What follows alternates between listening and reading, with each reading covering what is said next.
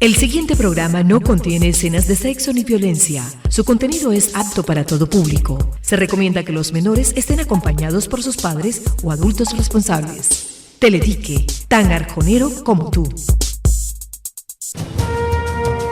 El contenido del siguiente programa es responsabilidad del concesionario. Teledique no se hace responsable de los comentarios y conceptos que se emitan. Teledique, tan arjonero como tú.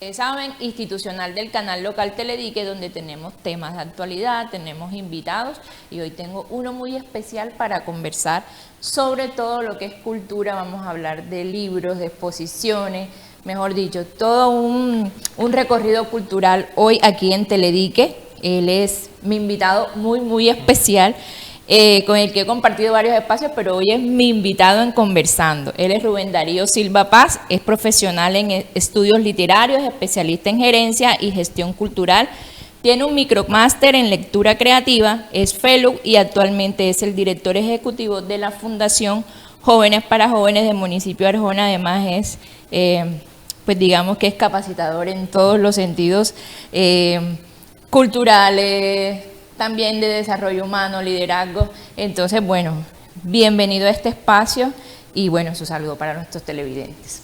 Sí, muy buenos días. Gracias, Onedis, por invitarme desde esta nueva faceta, ¿verdad? Porque es chévere que podamos compartir roles y facetas distintas, y me gustó muchísimo cuando me hiciste la invitación. Primero para Conversando, que es un nuevo formato institucional del canal, y también para hablar de la experiencia de la cultura y de la creación cultural de mi vida durante los últimos años. Así es, esto es un espacio de pronto en el que usted hoy está sentadito ahí, yo lo voy a entrevistar. ¿Por qué cultura? ¿Por qué escogió de pronto esto en su vida? ¿Por qué le gusta tanto la cultura? Bueno, el ámbito de la cultura yo creo que es lo que nos conecta con la raíz, con lo que nosotros somos. Ha sido para mí un descubrimiento a lo largo de mi vida, mi vocación, la entrega y servicio a los demás, pero el camino específico, ¿desde qué ángulo, desde qué esfera quiero yo dedicarme a servir a la humanidad y a transformar también la sociedad? Entonces, yo descubro la cultura en un momento de mi vida en que siento, sobre todo, que falta una apropiación y un reconocimiento de lo que somos, una valoración de la tradición, de las costumbres, de las expresiones artísticas, ¿sí? Yo nací en María la Baja, Bolívar, que es un espacio que respira completamente cultura, pero no siempre fue así. Cuando yo era pequeño, yo no recuerdo esos ambientes de festejo tanto como ahora con el bullerengue o con los festivales o con las expresiones, o incluso en este momento en María la Baja hay una universidad con énfasis étnico.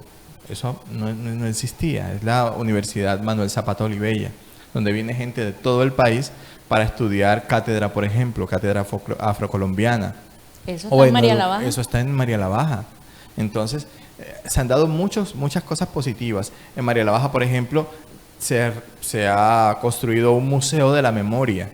¿Sí? En María la Baja hay varias organizaciones que trabajan la formación cultural. Hay grupos constituidos, ¿verdad? Gestores culturales que tienen una amplia trayectoria. Cuando yo era pequeño, de seguro que habían cierto tipo de estos movimientos, pero no era así, ¿no? Y yo tuve que salir de María la Baja, tuve que salir incluso de mi país para empezar a sentir la necesidad de conectarme con las raíces. Cuando uno tiene la posibilidad de estar por fuera, muy bonito conocer otras culturas, muy bonito conocer otras personas, pero también es difícil, el desarraigo es... Y creo que de alguna manera también valoramos lo nuestro, ¿no? Sí, totalmente. Yo recuerdo que yo vivía en Italia y una vez hacía un viaje de Florencia a Asís, la tierra de San Francisco de Asís, y yo recuerdo que pasábamos por una cantidad de cultivos de trigo y cuando estamos en la carretera esta, pasando por allí, la persona que maneja el carro, como para tener un detalle conmigo, viene y coloca una canción de Carlos Vives, ¿sí? Y escuchar a Carlos Vives a miles y miles de kilómetros de distancia, con un océano que te separa, y escuchar esos sonidos de las gaitas, del acordeón. Yo nunca había escuchado a Carlos Vives como lo escuché esa vez. Y eso, yo tengo todavía ese recuerdo tan fuerte, porque eso me traspasó. Y era como si yo decía, esto es lo mío, ¿sí? Y eso, yo siempre recuerdo ese momento, porque fue un momento total de alegría, de conexión, de regocijo. Y yo empecé incluso a escuchar más vallenato, pues acá uno lo escucha, digámoslo así, por inercia, porque el vecino te prende el picó, o porque en las parrandas colocan la música, o porque vas en el bus y suena también en la emisora, pero a veces no lo escuchas con una tensión así directa. Y ahí fue donde yo empecé a escucharlo. Fue como si me abrieran los oídos. Y ahora yo, por ejemplo, la música, a mí me encanta la música, entonces yo soy muy detallista a las letras, pero también a los sonidos. Puedo identificar incluso los instrumentos que están detrás, ¿no? Eso fue para mí una cosa muy profunda. Pero volviendo al elemento de la cultura, fíjese que allí esa experiencia me permitió valorar, como decía usted, valorar mi tierra, mis sonidos, mis raíces, lo que estaba detrás. En Brasil, cuando vivía en Brasil, pasó una cosa, que allá, no sé, la gente de Brasil viene y tiene un sentido como de pertenencia tan grande, que todo lo que llega lo abraza y lo hace en su versión. Una vez también, escuchando una canción de Carlos Vives, me acuerdo que era Fruta Fresca, en portugués, ellos lo adaptaron, ellos decían que eso era de ellos, ¿sí? Que eso era una canción propia de allá, que no sé qué. Y yo cogía hasta rabia, porque decía, ahí hay un tipo del areo que dice Carlos, que es como y hacen como unas alusiones a pueblos de la sierra. Yo le dije, si supieran que estoy en la Sierra Nevada de Santa Marta, ¿no? Entonces, la cultura llega a mi vida en eso, en una experiencia de reconexión. Y cuando yo ya me preparo, digámoslo así, que profesionalmente, y vengo a trabajar aquí en Arjona, justamente con la juventud, descubro que la cultura es como un vehículo fundamental. La educación y la cultura son mis convicciones profundas. Son como esos caminos, esos senderos que pueden ayudar a la transformación del mundo y que pueden revitalizarlo a uno desde adentro. Y elijo ese camino. Yo siento que todos los seres humanos somos cultivadores. Cultura viene de cultus, de cultivo. Entonces somos cultivadores. De pronto no vemos nosotros los frutos, pero hay que cultivar, hay que sembrar las cosas. Y eso es lo que me mueve. Pienso que a veces las comparaciones son odiosas, pero hay que traer cosas buenas y de pronto tratar de rescatarlas. Usted me habla de que en María la Baja hay una universidad cultural, hay de pronto gestores culturales. Acá en Arjona, de pronto la dinámica parece totalmente diferente. Ustedes de pronto tienen el centro cultural, que de pronto ahí han salido muchísimos artistas, pero ¿qué cree que le hace falta a Arjona? Políticas públicas de cultura. Cuando hicimos aquí de pronto los programas con los candidatos a la alcaldía, siempre decíamos eso, la cultura y el deporte son como los hijos de menos más. ¿Qué cree usted, qué lectura le da eso? Bueno, yo tengo ya varios años de estar aquí en Arjona. Puedo decir que incluso media vida mía ha pasado aquí en Arjona, aunque he estado en muchas partes, pero yo llegué a Arjona con 14 años. Terminé mi bachillerato en el Colegio Benjamín Herrera, soy orgullosamente egresado del Colegio Benjamín Herrera. Y yo siento que Arjona, no solo Arjona, muchos de nuestros municipios del Caribe, sí, les falta pensar en una gobernanza cultural, apostarle a la gobernanza cultural. ¿Qué quiere decir? Apostarle a la formación, a la conciencia, a la responsabilidad de los gestores y gestoras culturales, a los hacedores y sabedores, ¿sí? Visibilizarlos, pero también darle herramientas para que ellos puedan de una manera organizativa, o sea, para que se puedan organizar, para que puedan ser conscientes de sus derechos, también conocer las leyes que los amparan, ¿sí? Y también exigir, ¿verdad?, lo que se necesita en este campo, ¿no? Pienso que falta eso, falta una preparación, digámoslo así, ya a un nivel de, no solamente académico, yo diría que gerencial. Yo tuve la posibilidad de especializarme como gerente y gestor cultural. La especialización era en gerencia y gestión. Y ahí me di cuenta de eso, doctora. Yo sé que aquí en Arjona, y me están viendo en este momento, hay gestores increíbles. Hay artistas con grandes capacidades, con grandes inventivas, que para muchas veces, y es triste, para poder sacar adelante sus proyectos, para poder tener incluso que comer, tienen que salir de espacios como este, espacios municipales o espacios sectoriales, porque parece que no existen estas dinámicas realmente de corresponsabilidad, de apoyo, ¿no? En ese sentido, nuestros gobiernos tienen que apuntarle a una visión más amplia, a una visión integral del desarrollo. El desarrollo pasa a través de lo humano y de lo cultural. Fíjese solamente este detalle. En la pandemia, ¿qué fue lo que a nosotros nos salvó? Fue el arte, fue la cultura. Ni siquiera las vacunas que nos pusimos, que muchas de ellas nos han dado muchos estragos, ¿verdad? Ha sido el arte lo que nos ha salvado. Si no hubiesen existido esos programas y esas películas y esa música, ¿verdad?, no hubiéramos vuelto locos nosotros.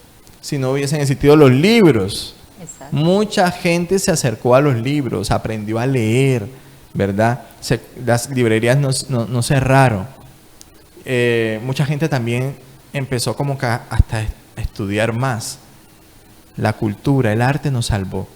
Y yo pienso que Arjona debe apostarle a eso, a que los gestores, sabedores, se preparen, tengan oportunidades. Se me están viendo también los miembros de del nuevo equipo administrativo, el nuevo gobierno local, maravilloso. Les deseo muchísimos éxitos. Los invito también a crear mesas de escucha, de diálogo con los gestores culturales, con las personas que venimos trabajando y apostándole a la cultura, para que esto sea algo de todos y de todas, que sea algo transversal, que podamos incluso apostarle a eso, a fundar en Arjona escuelas de gobernanza cultural, que seamos reconocidos nosotros como un municipio insigne en la gobernanza cultural. Apostémosle a eso y empezamos con nuestros gestores, pero que venga gente de todo el país aquí, a este lugar, a ver cómo de una manera u otra nos preparamos, nos organizamos, le apostamos, y para eso necesitamos recursos que le apuesten al joven que practica en la plaza con sacrificio y que siga adelante y está ayudando para que niños y niñas no cojan malos caminos. A eso hay que apostarle. Hay que apostarle a los gestores culturales y hacedores de los corregimientos de Arjona. También están bastante olvidados. Bastante olvidados, y hay unas expresiones increíbles. Yo recuerdo, por ejemplo, que hace unos años, cuando hicimos un documental, aquí con el apoyo también del canal Teledique, nos fuimos a Sincerí y encontramos unas expresiones maravillosas allá en Sincerí. El baile del caimán, si no me acuerdo. Eso le iba a decir. Pienso que nos falta también, no sé qué opina usted, que es el experto, pero creo que nos faltan expresiones propias. Por ejemplo, María la Baja es bullerengue y lo defienden y tienen su escuela. Pero nosotros, ¿qué tenemos acá? Lo que pasa es que, doctora, esto obedece también a la historia y a los contextos, pero sobre todo a fenómenos de la constitución de las comunidades. Entonces, la historia de María la Baja es distinta a la de Arjona. ¿Será porque estamos muy cerca de Cartagena y nos dejamos cogemos todo lo que viene de fuera? Por ejemplo, en los toros sale un desfile de comparsas, entonces el desfile de comparsas es como estilo carnaval de Barranquilla, y la gente se viste como con polleras, con cosas. Es bollo mazorca. Yo estoy de acuerdo con algunos conceptos que dicen, es que nosotros en todas partes hacen bollo mazorca, pero que tienen los de nosotros, ¿cómo podemos hacer la identidad? Entonces yo pienso que eso también nos hace falta identidad cultural. Sí, pero el hecho de que hayan elementos que nos conectan con otras culturas no quiere decir que no nos pertenezcan. Lo que acabo de decir, yo pienso que es la clave, es ese elemento, es lo distintivo del símbolo ¿no? Porque si hablamos, por ejemplo, de los zapatos, en todas partes del mundo la gente viene y que se pone zapatos. Pero de pronto si decimos, el zapato de Arjona tiene, qué sé yo, tiene una hebilla, o el cordón está hecho con, qué sé yo, una cuerda que se hace con un fique, que se da solo en Arjona. Entonces, eso es de Arjona. ¿Sí me entiendes? Puede que en Villanueva haya bollo, pero es que el bollo de Arjona se caracteriza porque tiene menos dulce o porque tiene un tantico de qué. Ese elemento ya nos va apropiando todavía más a nosotros, ¿sí? Entonces, yo sé que grandes gestores culturales e investigadores, tengo que mencionar, por ejemplo, a la señora Mayo con Oasis Cultural, a Danil, ¿verdad? A todo el equipo de Oasis Cultural trataron de hacer incluso hasta la construcción de la memoria campesina de Arjona a través de la maestranza. Ajá. ¿Cierto? Mi mamá sí me hablaba de la maestranza, pero realmente no. Ah, bueno, también hicimos un programa con el profe Danil, pero falta como más, ¿cómo será? Más difusión. Sí, y yo pienso que también ahora, precisamente cuando se puedan crear esos espacios de convergencia entre gestores culturales, podemos encontrar esos puntos de unidad que nos van a dar todavía mayor identidad. ¿Por qué? Porque es que la Arjona de hoy no es la Arjona de hace 50 años, ni hace 100 años.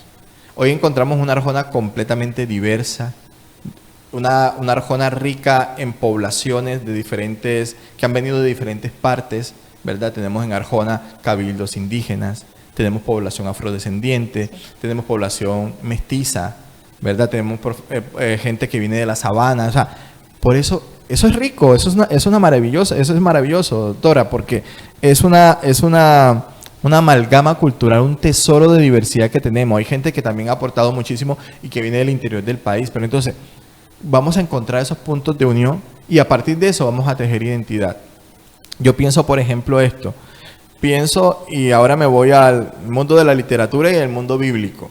Pienso, por ejemplo, que en el mundo bíblico y literario están las figuras de esos patriarcas, Abraham, Isaac y Jacob, ¿cierto? Y uno viene y coge el texto y uno lee el texto y mira todo eso. Ay, sí, parece que Abraham es el papá y el otro es el hijo y el nieto y no sé qué. Pues resulta que cuando uno empieza a estudiar la literatura bíblica, pero también la exégesis y la hermenéutica, uno se empieza a descubrir que el hecho más marcante, que fue el que originó todo esto, fue el hecho de que había un pueblo, unas comunidades, un grupo de familias que estaba esclavizado allá en Egipto, y que él tiene que hacer un viaje de 40 años, que pudo ser menos o más, y llega nuevamente a conquistar la tierra. Cuando uno dice conquistar la tierra es que fueron a invadir la tierra. Así como sucedió aquí hace 20 y tantos años con muchos sectores de la comunidad que vinieron desplazados y que tuvieron que entrar a esa tierra porque no tenían... ¿Dónde está? Sí, y ellos no llegaron así simplemente y cogieron la tierra, tuvieron que pelear, tuvieron que enfrentarse. Allá no existía el ESMAD en esa época, pero existían otra gente con la que se enfrentaron. Entonces, cuando ellos llegan allá, se encuentran que allí habían otras personas. Y no son los únicos que llegan después otros pueblos. Entonces, ¿qué es lo que hacen ya cuando están todos ahí? Entonces, precisamente lo que usted está hablando de que debemos hacer los arjoneros, encontrar puntos de encuentro, encontrar elementos que hagan posible la amalgama, que puedan potencializar el tejido. Y entonces, ¿y cómo lo hacen ellos? A través de la historia y la narración. Ellos crean una historia juntos. Y la historia es que si en mi pueblo había una figura de un anciano que era muy importante, entonces en la historia se va a llamar Abraham. Si en mi pueblo había la figura de un guerrero valiente y fuerte, entonces se va a llamar Isaac. Y si en mi pueblo había la figura de alguien que era un gran padre y que tenía muchos hijos, entonces se va a llamar Jacob. Y entonces van a unificar esas historias y a uno le van a dar el papel de abuelo, de papá y de hijo. Y entonces se va a crear un único relato. Eso se llama en términos literarios la etiología, que es la narración de los orígenes. Ellos van a crear un origen común. Vamos a nosotros a fortalecer eso. Vamos a pensar cuáles son nuestros orígenes comunes. Si el vallenato de Arjona tiene un aire, una cosa propia, entonces ahí está. el Festival Vallenato va a ser un elemento importante de nuestra identidad. Si la maestranza va a recopilar la memoria de nuestros antepasados, maravilloso, pero qué tal que a la maestranza también ahora le podamos meter un elemento también que provenga de la cultura indígena de los pueblos zenús que están acá. Entonces, vamos a resignificar. Yo pienso que eso es lo más importante, que la identidad es un constructo, me gusta muchísimo, hay una frase que dice Paula Moreno, la escritora Paula Moreno, dice que la cultura y la identidad es como si fuera una construcción, una infraestructura. Es una infraestructura pero espiritual, porque nos traspasa a todos nosotros. No se basa simplemente en lo que se construye exterior, sino en lo que se construye desde adentro. Eso me encanta. La cultura es una infraestructura espiritual que nos conecta. Porque yo puedo ser completamente distinto a usted físicamente, pero cuando encontramos ese punto interior, es como si estuviéramos conectados con enchufes o con caminos. Qué cosa bonita es. Sí, y fíjese que desde aquí, desde este programa, desde Conversando, también queremos hacerle la invitación a los nuevos administradores, que ojalá podamos, me incluyo porque me gusta también la cultura, aunque usted la maneja mejor que yo, estar en esos planes de desarrollo ahí sentados para buscar esos puntos en común, ¿no? Ayer grabamos una promo por ahí con Omar sobre un tema de turismo, y es un proyecto bien interesante sobre un turismo cultural. Claro.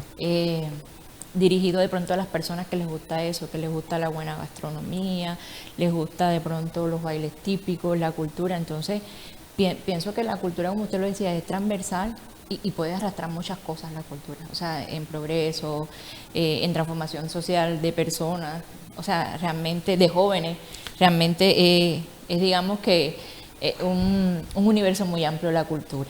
Y disculpe que le interrumpa precisamente por eso, porque lo transversal aquí puede ayudarnos en esta nueva visión que podemos tener como territorio, como municipio, de que los proyectos culturales no sean simplemente del Instituto de Cultura, exacto, sino que puedan realmente ser apoyados por otras instancias. La cultura no está ajena a la educación. Entonces, qué bonito que repensar eso, que la Secretaría de Educación Municipal se articule con la Secretaría de Cultura, pero que también en algunos momentos se articule la Secretaría de Salud, porque necesitamos una cultura también de la salud, de la prevención. ¿Sí me entiendes? O sea, empezar a pensar en esas alianzas, en esas intersecciones, es muy, muy importante. De igual manera que se articule con la Secretaría incluso de Planeación. Necesitamos también tener... Yo, por ejemplo, escenarios. Y yo, por ejemplo, ahora cuando venía aquí a la sede del canal, válgame Dios, esta calle contigua a la carretera que nos conecta acá, que nos lleva a Las Piedras, no es calle, es una cosa terrible. ¿Sí me entiende? ¿Cómo podemos nosotros pensar en el desarrollo, en el bienestar de las comunidades, si esas comunidades no tienen unas vías de acceso? ¿Sí me entiendes? ¿Cómo vamos a potenciar la cultura? La cultura tiene que ver con la integridad y con el bienestar de las personas.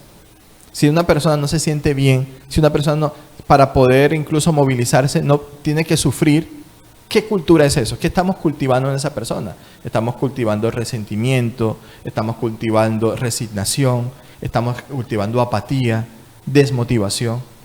Entonces necesitamos articular. Bueno, aquí dentro de su hoja de vida, leí algo que yo sé que a los televidentes le quedó dando vueltas en la cabeza, pero usted me dijo, así no se dice. Entonces es Felo. Explíquenos qué es.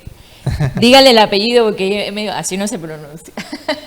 Bueno, yo en el año 2021 tuve la posibilidad de hacer parte, fui seleccionado en un grupo de gestores culturales, hacedores, digámoslo así, personas muy significativas de Colombia, por una organización que se llama Acumen. Es una organización internacional que nace en Estados Unidos justamente para potencializar los liderazgos en el mundo. Entonces, ellos anualmente hacen una convocatoria donde seleccionan a 20 líderes de los países en los que hacen presencia, destacando su labor en el trabajo social, empresarial, organizacional, ¿sí? De diferentes sectores, público-privado, ¿no? Y Acumen es esa ventana que permite conectar los mundos y rescatar también a las presencias de transformación. Acumen está en Colombia apenas desde el 2019 y ha tenido ese programa justamente para no solamente reconocer la labor de estos líderes, sino también brindarles un espacio de formación. Entonces, cuando eres seleccionado del programa Acumen, tienes la posibilidad de tener durante un año completo una formación que sería básicamente como un tipo de maestría. Okay. ¿Sí? Entonces, con expertos internacionales en temas de liderazgo, en temas incluso de acompañamiento de comunidades, en temas de organizaciones, de modelos de gestión, de manejo también integral de tus emociones. Entonces, eso para mí fue una experiencia. Acumen llegó a mi vida en un momento realmente importante. Si yo no hubiese vivido todo esto, yo terminé este año esa experiencia, aunque comenzó en el 2021, pero este año terminé esa experiencia de Acumen y fue realmente maravillosa. Tengo una familia en este momento, en el sentido, la corte, lo llamamos la corte, somos como una manada, ¿verdad? Eso significa cohorte con H. Sí, cohorte significa eso, familia, manada. Entonces somos una manada de gestores, de amigos. ¿Cuántos en Colombia? En mi corte fuimos seleccionados 23, pero terminamos 21. 20, perdón, somos 20. Sí. Y se ha hecho desde 2019 hasta ahora se está preparando la quinta cohorte. Sí, entonces... Eso también le ha abierto varias puertas, ¿no? Como sí, claro. Capacitador, como... Sí, por ejemplo, me ha permitido... Ayer estaba en por ahí vi una publicidad. Sí, me ha permitido entrar en contacto con muchas organizaciones, también aprender muchísimo sobre la cuestión empresarial, la cultura tiene todos esos elementos, todas esas facetas, y el trabajo ha sido bastante importante. Bueno, hablemos ahora de la escritura creativa. Usted de pronto, dentro de sus estudios, decía estudios, un micromáster en escritura creativa. ¿Qué es eso de escritura creativa? ¿Cómo le llega esa escritura creativa a usted? Bueno, yo soy aventajado porque en la pandemia yo tuve la posibilidad de aprovechar muchísimo la cuestión del estudio. Y yo, si veía que habían unas convocatorias o había unas becas o había no sé qué, yo me escribía todo. Yo no me importaba y le juro que no sé si fue Dios o qué, pero yo me gané cantidades de becas.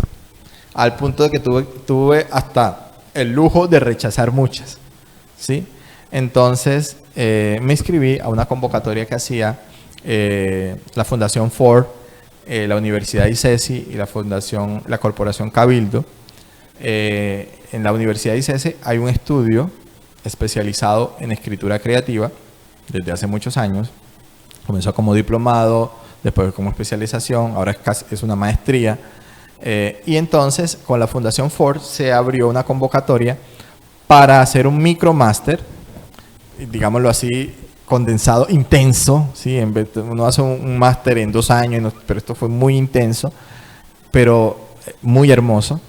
Y yo me gané esa beca, micromáster, dedicado a Mari Grueso, que es una escritora del Pacífico.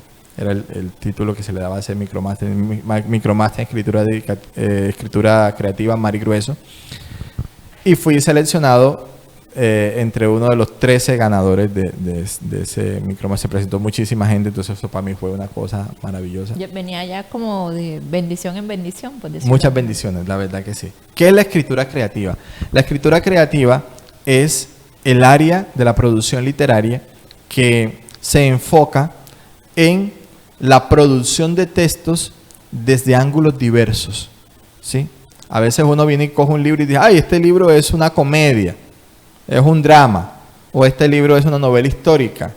Ay, a mí me gustan más los libros que tienen que ver como con sátira, ¿sí? Entonces a veces, o con caricaturas, no sé qué. La escritura creativa explora los diversos géneros.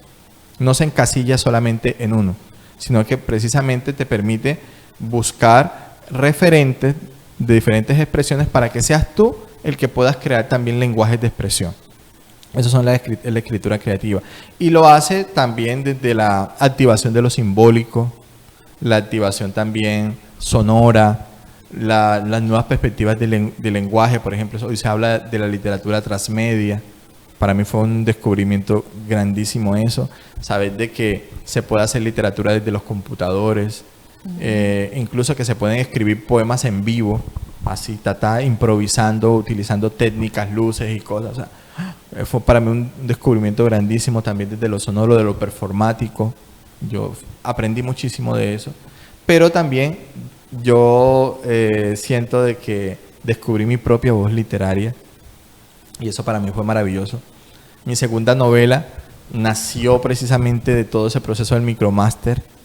Estamos próximos ya a tenerla ya físicamente y me siento muy orgulloso de lo que salió, porque definitivamente yo no soy el mismo que escribía antes. Yo soy una persona completamente distinta, tengo un estilo propio, yo eso me enorgullece decirlo, tengo un estilo propio, y eso fue gracias a los conocimientos, no solo del micromáster, sino también de la carrera como tal, porque yo dentro de unos días voy a tener, que ese es uno de mis logros más grandes, voy a tener mi diploma oficial como literato. Entonces eso sí, que es profesional de literatura, eso para mí es muy grande. Y de verdad que lo felicitamos. Quiero que nos presente, bueno, aquí le estaba diciendo a nuestro máster que nos mostrara el libro La cárcel del basilisco. Quiero que nos presente el libro, que lo presente usted mismo. Bueno, este es mi primer libro, no es de que le estaba hablando. Lo quiero presentar porque nació hace ya más de 10 años, son los orígenes de esta historia. Yo hace un poquito más de 10 años fui por primera vez a Santa Cruz de Mompox y estuve haciendo un viaje que me cambió la vida. Allí nos encontramos con diferentes personas de diferentes partes del mundo, confluimos allí. Después de que tuvimos una parte académica, informativa, usted sabe que uno termina el encuentro y tiene siempre como un espacio de paseo. Sí. Y en un paseo... No puede faltar. No puede faltar. Entonces, en un paseo, en una piragua, ¿no? Entonces, por el río Magdalena y por las ciénagas de la depresión momposina, yo estoy en ese paseo también con mi mejor amiga Silvana García, y yo le digo: Silvana, mira, yo veo allá a lo lejos que hay un hombre que en una barca que hace como así, el símbolo de la muerte. Entonces me dice: ay, tú eres bobo, ¿qué símbolo de la muerte? Que nada, ¿no? Pero después ese hombre se sigue acercando en la barca y vuelve a hacer ese signo. Resulta que yo tenía un repelente Mompox, para los que no la conocen, que es una ciudad bellísima, ¿verdad? Tiene dos cosas que tienen uno que enfrentar, si es el calor excesivo y hay un horario determinado que son los mosquitos. Grandísimo. Bueno, entonces a uno cuando vamos a le dice: traiga repelente. Y yo tenía un canguro allí con repelente, con un tarrito de repelente con aroma a bebé.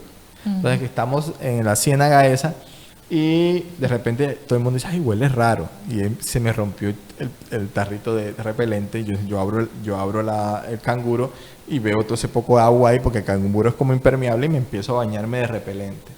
Apenas que me baño de repelente, viene y la piragua queda encallada en las tarullas.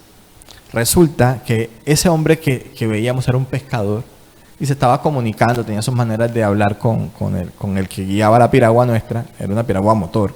Entonces, y le estaba diciendo: ojo, no cojas por ese camino porque el nivel de río ha bajado, entonces hay mucho fango y hay mucha cosa y se puede quedar encallado. Y eso en efecto fue lo que pasó. Pero estábamos encallados, perdidos, mejor dicho, del mundo. En el centro de la ciénaga había un plantío de tarulla y el sol estaba ocultando, eran las 5 de la tarde. Entonces, ya a la hora de los mosquitos. La hora de los mosquitos, el único que se salvó fui yo, todo el mundo lo picaron los mosquitos. Y entonces, y allí, como Moisés, tratando de que el sol se parara y que no se oscureciera, porque no había señal, no había absolutamente nada. El milagro ocurrió porque llegó otra piragua, otro barquito, de un muchacho, era un muchacho con unos niños, con unos machetes, que no sé de dónde aparecieron, y se tiraron con el barro de aquí, A salvarnos, a cortar las tarullas, y nosotros movíamos la barca, la piragua, hasta poder salir. Ese hecho tan marcante, el estar perdidos entre la nada, el encallarnos en las tarullas, el estar allí y probar esa adrenalina tan fuerte. Fuimos a parar a otra isla que se llama El Horno, se llama así por el calor, y también porque en tiempos de la colonia se construían las tejas con las que fueron hechas las casas de Mompox. Ajá. Entonces, estar allí, eso me marcó tanto que justamente en el 2021, yo vengo y estoy viviendo toda esta cuestión de la misma, incluso la misma pandemia, todo esto. Y en medio de la soledad, de la reflexión, un día me pongo a recordarme un post y empiezo a darme cuenta de que, bueno, esta no es la única pandemia. Hubo muchas pandemias, ha habido muchas pandemias, ¿no? Y recuerdo el hecho de Mompox y empiezo a investigar y me doy cuenta de que en 1882 pasó un fenómeno histórico, y fue que el río Magdalena en Mompox se desvió, abrió un nuevo brazo. Y Mompox quedó aislada del país, ¿sí? Entonces, porque Mompox está construida al frente del río y era la arteria comercial, una de las ciudades comerciales más importantes de Colombia, y también con mayor contrabando de Colombia. Bueno, no hablemos de Colombia porque en esa época no existía el concepto de Colombia. En 1882 estamos en la Confederación Granadina.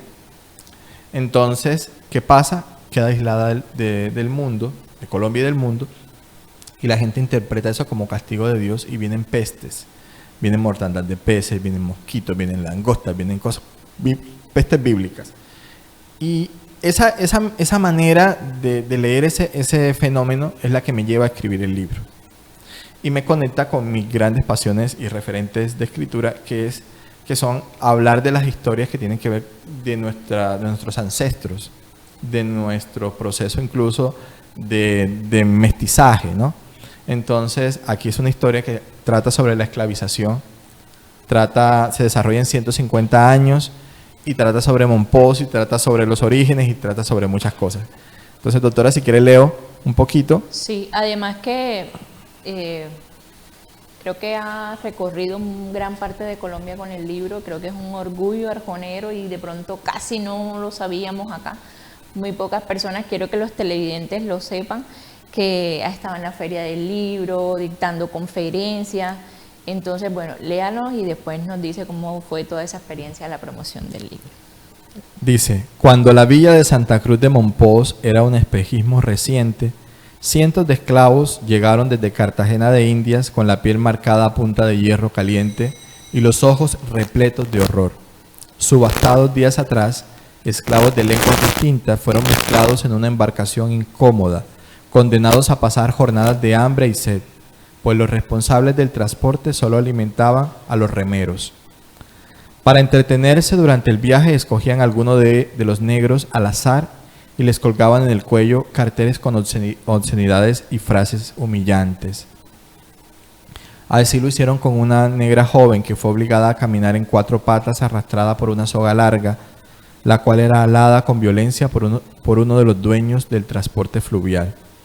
En las noches, los hombres blancos encargados de la travesía buscaban tierra firme en algún paraje inesperado, y a la luz de fogatas armaban fiestas con canciones destempladas, bebiendo litros de ron y de aguardiente.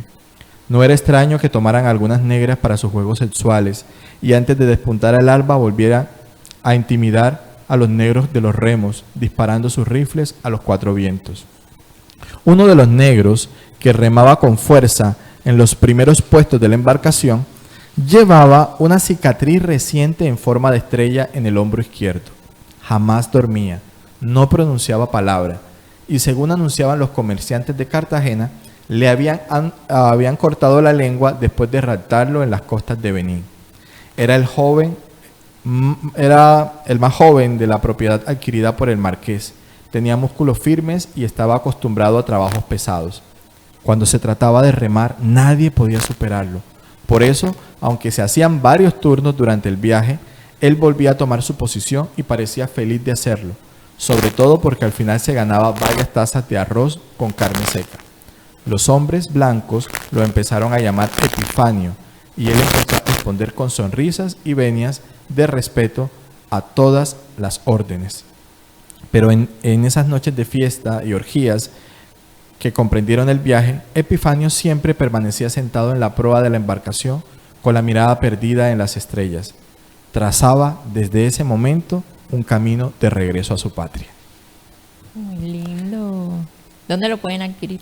Bueno, se puede adquirir en la plataforma de Gol Editorial. Está producido por una editorial independiente que se llama Gol Editorial. Pueden entrar a la página www.goleditorial.com y se van a la sección de venta, ¿verdad? Libros en venta, y ahí pueden adquirir el libro. El libro se publicó en el 2021, hicimos un lanzamiento en Medellín, pero luego tuvimos la posibilidad, como usted lo dice, de empezar a hacer el recorrido de un libro. Un libro siempre viaja, siempre tiene muchos lanzamientos. Tuvimos la posibilidad de estar en la Feria del Libro de Bogotá, en la Filbo. Yo también estuve este año haciendo un lanzamiento, por decirlo así, en la Feria Internacional del Libro de Bucaramanga, ULibro. Acabo de venir de la Feria del Libro de la Cultura de Monpós, Flimot, donde también tuvimos espacio para hablar de la cárcel del Basilisco. Y bueno, yo creo que seguimos vamos a seguir este año también, no solamente con este libro, sino con el que viene, que me apasiona más. ¿No puede adelantar el nombre o algo? Sí, puedo adelantarles del que viene. Se llama Oeste Casi Sur, y es una historia que se ambienta en los Montes de María, en la época de la violencia. Es como mi novela de la violencia, ¿sí? Sentía que tenía que hablar de ese tema desde un ángulo distinto, porque tenemos muchos libros sobre la violencia, ¿sí? En Colombia, e incluso tenemos un periodo de producción que se llama La Violencia con mayúscula, que comienza justo desde la época de Rojas Pinilla y todo eso, ¿no? Que se empiezan a producir textos muy, muy fuertes, ¿no? Pero nosotros hemos tenido de pronto la manera de abordar el conflicto siempre como desde el narcotráfico, desde la guerra atroz, ¿no? Pero hay historias de vida que en medio de todo esa sangre y ese oprobio y ese terror, hay historias de vida inspiradoras. Y yo pienso que falta todavía empezar a contar esas historias de vida y no quedarnos simplemente en el horror, que es fuertísimo, sino que hay que hablar desde el poder sanador que tenemos nosotros los seres humanos. Y de eso trata Oeste Casi Sur.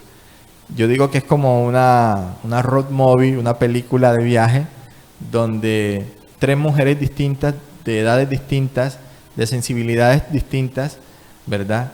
Y de 3 formas de ser mujer, se encuentran y hacen un camino de sanación, ¿no? Y el plano de fondo está inspirado también en la comunidad de Libertad Sucre, ¿sí? Que fue una comunidad que pasó uno de los episodios de violencia más crueles de Colombia, que la gente no habla muchísimo de eso, ni siquiera hay pocos reportes de eso. Pero el 70% de las mujeres de Libertad Sucre en la primera década de los 2000 fueron víctimas sexuales de un grupo de autodefensas. Y son historias realmente desgarradoras, ¿no? Sí, pero en medio de ese desgarre de todo, encontramos mucha luz. La resiliencia. Sí, entonces está inspirado allí, pero tiene de muchas cosas, doctora. Tiene muchos personajes. Bueno, usted también hace guiones para obras de teatro, audiovisuales. Tenemos que decir que nos ganamos acá con un guión de Rubén, pues me dijo que no le diera padre. Que fue inclusión El Otro Nombre de la Paz con el Ministerio de Cultura. De pronto, el guión de teatro, de televisión, escribir libros, ¿es diferente, es igual o cómo se siente? ¿Qué le gusta más? Bueno, sí, son cosas completamente distintas. Son caminos, enfoques diversos. Yo he aprendido muchísimo. Yo por eso, doctora, ya tenía una formación en filosofía, en hermenéutica, en gestión cultural, todo eso. Pero yo tenía una asignatura pendiente. Yo soy un apasionado de los libros desde pequeñito. Yo crecí rodeado de libros. María la Baja tenía una biblioteca muy chiquitica, ¿verdad? Cuando uno es pequeño ve todas las cosas gigantes.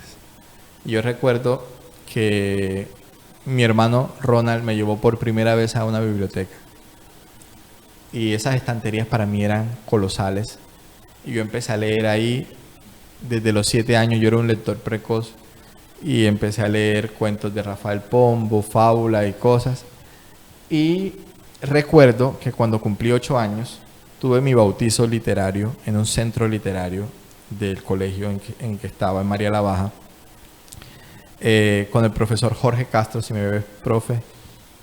El profesor Jorge Castro me llevó me introdujo al centro literario. Habían niños y adolescentes y jóvenes de diferentes edades. ¿Y en qué consistía el bautizo literario? Él había tenido unos papelitos ahí con nombres de escritores, ponía una bolsa y usted cogía el nombre del escritor y entonces decía, voy a empezar a leer sobre este escritor. Y entonces eso fue lo que pasó. Yo vine y escogí a un escritor y era Edgar Allan Poe. Uy, misterio. A los 8 años. Misterio, terror, mejor dicho. Y escogí ese nombre y todo el mundo dijo, no, vuelve a meterlo. Porque decían, un niño de 8 años no va a... Entonces yo dije, no, yo me quedo con ese escritor. Y yo recuerdo que, no sé, a los 8 años me leí El Gato Negro, me leí El Cuervo. La gente dice que no, pero que no iba a entender nada. Pero mis primeros cuentos eran cuentos de terror.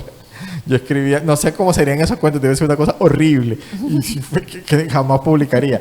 Pero eran así como mistéricos y todo eso. Y ese fue mi inicio en las letras. A partir de eso empecé a leer muchísimo, empecé también a escribir y escribía todo, escribía mis historias. Yo desde que era incluso más pequeño, este es un dato muy, muy bonito que me llena el corazón. Y era que yo soy coetáneo con mis sobrinos mayores, ¿no? Uh-huh. O sea, solía pasar antes. Sí, la diferencia de edad sí. Es de 3 años, de 4, ¿sí? Entonces éramos... Y mis hermanas siempre me recuerdan eso, que cuando éramos pequeños en el patio de la casa, a la sombra de unas palmeras, yo me sentaba en una llanta con mis sobrinos ahí y mis sobrinos estaban al lado y ellos escuchaban a mis sobrinos, ay, no, porque decían, no tío, de tal, porque me dicen tío desde pequeño. Y cuando venían mis sobrinos llorando decía, lo que pasa es que mi tío se cambió de canal. ¿Qué canal? Yo hacía historias en la arena y borraba con el pie y cambiaba canal. Ah. Sí, y o sea, las historias siempre estaban conmigo. Ese fue el inicio de todo.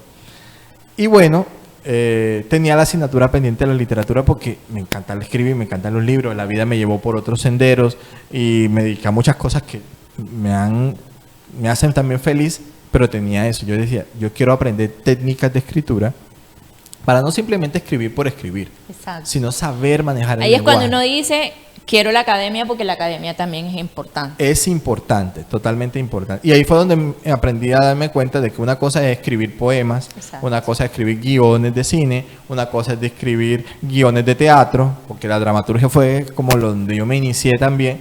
Y una cosa completamente distinta es abordar la dirección audiovisual y todo eso. Usted sabe tanto como yo que son mundos completamente distintos. Entonces, ahí comencé como a descubrir como esas facetas. Pero es también una riqueza, doctora, que uno puede entender todo eso. Yo tuve la posibilidad de hacer cursos para hacer guiones de cine y televisión y sobre todo para aprender a manejar la ficción, la novela, ¿no? Entonces... que atrape al lector la historia y no quiera desprenderse del libro. Sí, eso es como si... yo siento que es como el manejo del sonido, del volumen, ¿no? Cuando la modulación del sonido es clave. Entonces, cuando uno quiere darse a entender, entonces uno cambia la modulación de la voz. Y eso se lo puede lograr escribiendo, a través de los símbolos, a través de la tensión, a través del misterio, ¿no? Entonces, es como si uno tuviera ahí el volumen y lo está alzando y lo está bajando, y es un arte. Bueno, usted me hablaba de que viene de una familia grande, pero hay un hecho que le marcó lo que está haciendo ahora, y es Albricia. Háblenos de eso que está haciendo ahora, ahora en estos momentos, ahora. Bueno, a inicios de año, en febrero, a mitad de febrero, mi hermano Ronald murió. Mi hermano Ronald era un pilar fundamental, es un pilar fundamental en mi vida, porque con él compartíamos estas sensibilidades por el arte, la cultura, la creación. Yo en muchos momentos digo que éramos dos personas, pero que compartíamos el mismo corazón, el mismo alma y la misma mente incluso. Había momentos en que ni siquiera necesitabas decir palabras como para conectarte y comunicarte con la otra persona y vibrar también con la otra persona. Entonces, después de la muerte de Ronald, yo empiezo como que a procesar el duelo y tengo que procesarlo a partir del arte, ¿no? Entonces, y Ronald era una persona multifacética que se desenvolvía tanto en el baile como en la televisión, como en el cine, como en la poesía. Entonces digo, bueno, juntamente con mi hermana Merly soñamos hacer una exposición. Ronald, cuando estaba conmigo en Bogotá el año pasado, en su tratamiento médico, él venció un cáncer y contradictoriamente muere de otra cosa, pero él soñaba con hacer una exposición y ya había empezado a crear unos bocetos para esa exposición que se llamaba, o que se llamará también, Ojos que Hablan. Y bueno, ¿quién iba a pensar que iba a ser mi hermana Merly y yo los que íbamos a hacer esa exposición? No desde el ángulo de él, porque vendrá el ángulo de él, en su respeto, pero que iba a ser un poco más amplia, ¿no? Entonces, albricias es la exposición.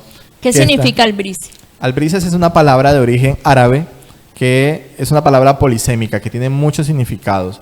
Albricias significa buena noticia, significa regalo, significa recompensa, significan cosas buenas que te pasas. Nació, la historia de la etimología remonta ya a los pueblos de Oriente, cuando se iban a conquistar. Los grandes reyes y sultanes mandaban a sus ejércitos a conquistar pueblos, y entonces ellos no iban a la pelea, ellos mandaban a los soldados, entonces esperaban desde lo lejos para ver si habían conquistado el pueblo, y la señal era colocar una bandera de un color significativo que iba acompañada con baúles y con cofres con los tesoros que se habían cogido, robado de ese pueblo. Entonces, cuando llegaban con esos cofres, entonces esa era la albricia que se le daba al rey, ¿no? Entonces el tesoro que se le daba al rey. Pero de igual manera había una connotación de albricia del otro lado, y era que el rey, cuando recibía eso, entonces yo te otorgo a ti el título de general. Entonces la albricia del rey era esa recompensa que le daba a aquel que le traía el tesoro. Pero luego también empezó a tener otra connotación, otro significado, y era que, por ejemplo, yo soy un papá que estoy esperando a mi primer hijo. Entonces vengo, y cuando nace el primer hijo salgo afuera y le digo a todos mis vecinos, vengan, porque tengo una albricia. Me nació mi primer hijo. Entonces la albricia evoca también la buena noticia. Y queríamos darle como ese título porque Ronald Silva es una buena noticia. Ha sido una gran bendición, un gran tesoro para mucha gente. Entonces de ahí nació eso de la exposición itinerante. Mi hermana Merly es ganadora de la beca, la convocatoria de Cultura 2023, y hemos contado con ese apoyo de Cultura para sacar adelante esta exposición que ha estado, que nació allá en María la Baja, pero que se fue a flamenco. Hemos estado también en el Carmen de Bolívar participando con un cortometraje que también nace en esta exposición. Luego vinimos aquí a Arjona, estuvimos aquí en Arjona. Recientemente hemos estado en el Palacio de la Inquisición, el Museo Histórico de Cartagena. Ahí ustedes están viendo las imágenes en este momento de la exposición en el Centro Cultural Jóvenes para Jóvenes aquí en Arjona, donde estuvimos. Tuvimos la posibilidad de compartir con Ronald, porque aquí Ronald también hizo un trabajo bien grande. Hace muchos años en la parroquia San José Obrero, él estuvo ahí como formador de danza, de teatro, y entonces muchos jóvenes también aprovecharon a Ronald en ese sentido, pasaron por sus manos, se dejaron también impregnar de esos valores que Ronald, a que estamos viendo allí en imágenes, pues sembró tantas cosas positivas. Entonces la exposición Albricias recoge el legado de Ronald, su obra pictórica, su obra fotográfica. Ronald era fotógrafo también. Tenemos también el cortometraje Legado, que también se llama Legado, y que recoge como que los pasos de Ronald en comunidades específicas. Ahí, por ejemplo, la imagen que estamos viendo es una capilla que queda en Puerto Santander, María la Baja, que fue, digámoslo así, pintada por Ronald a través de murales que recogen la historia de la salvación. Es como la Capilla Sixtina de María la Baja, ¿sí? Entonces, Ronald trató de llevar el mensaje del anuncio del Evangelio, el mensaje pastoral, pero a las comunidades de allá. Entonces vemos a un Jesús negro que está con los pescadores, porque es una comunidad que queda al lado de la Ciénaga Grande de María la Baja, una población pesquera. Entonces, adaptando allí el Evangelio. Ahí también me recordó cuando estuve en México, en la Universidad de Chapingo, también hay una pequeña capillita donde también hay murales y todo bien curioso y muy linda esa exposición que hizo ahí de los murales. Y fíjese que usted dice que también tuvo mucho que ver aquí en la cultura de Arjona.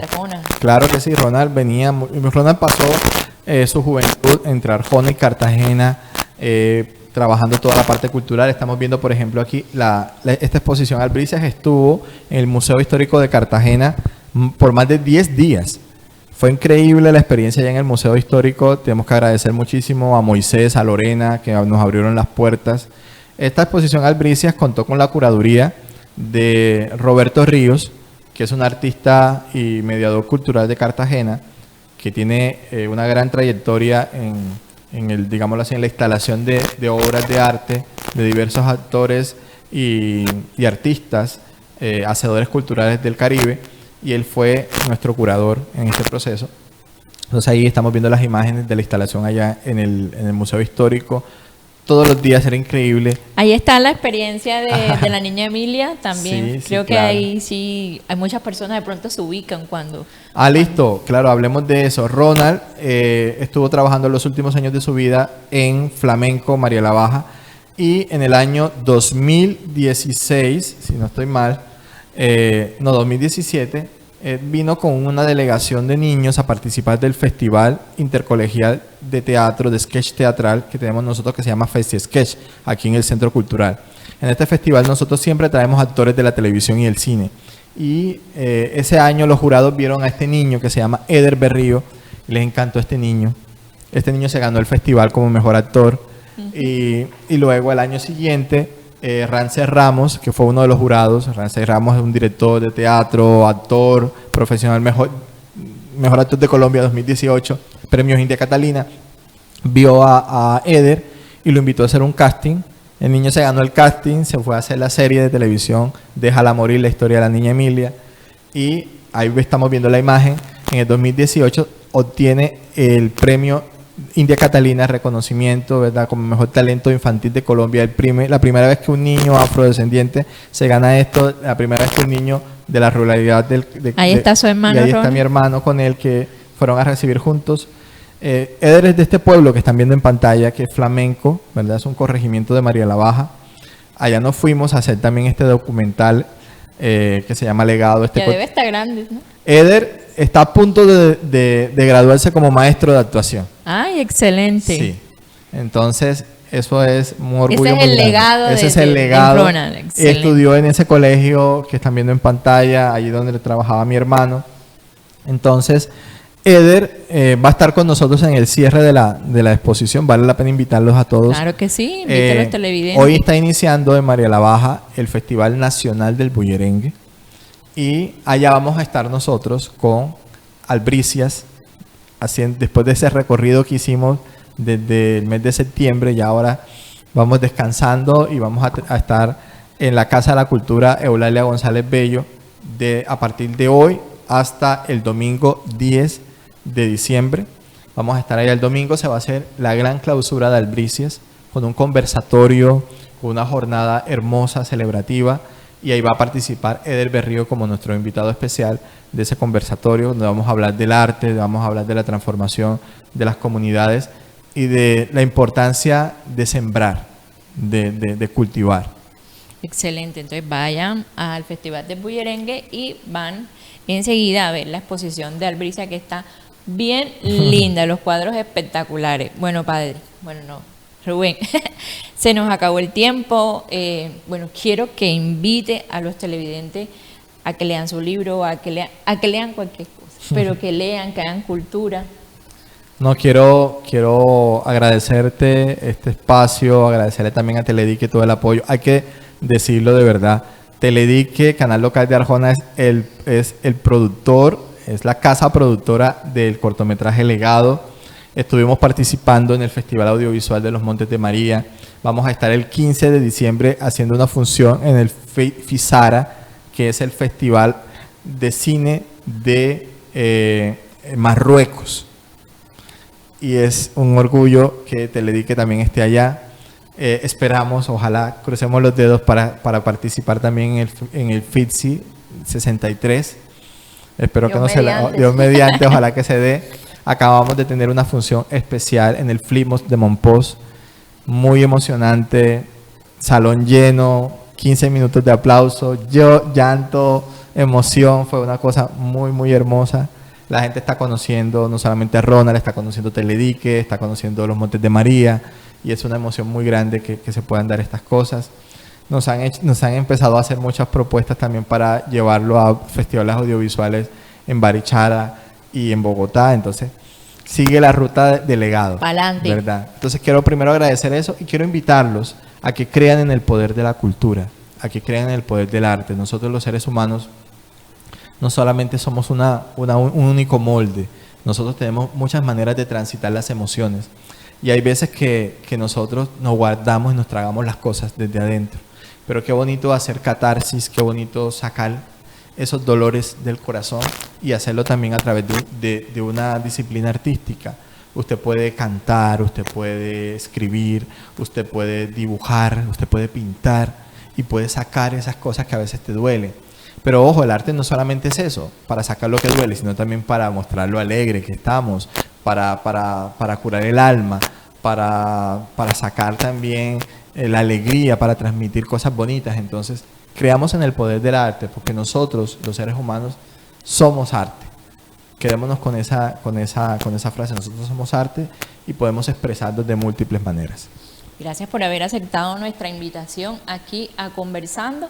Y bueno, aquí en este espacio institucional, ojalá que venga pronto con el otro libro para que nos los presente. Y a ustedes, gracias por habernos acompañado y nos veremos la próxima semana aquí por Teledique Arjonero como tú.